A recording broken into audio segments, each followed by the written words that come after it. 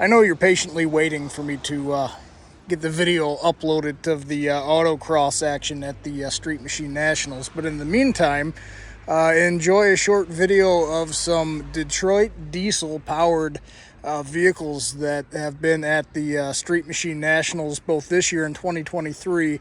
And first, I'll also include some video that I shot in 2019.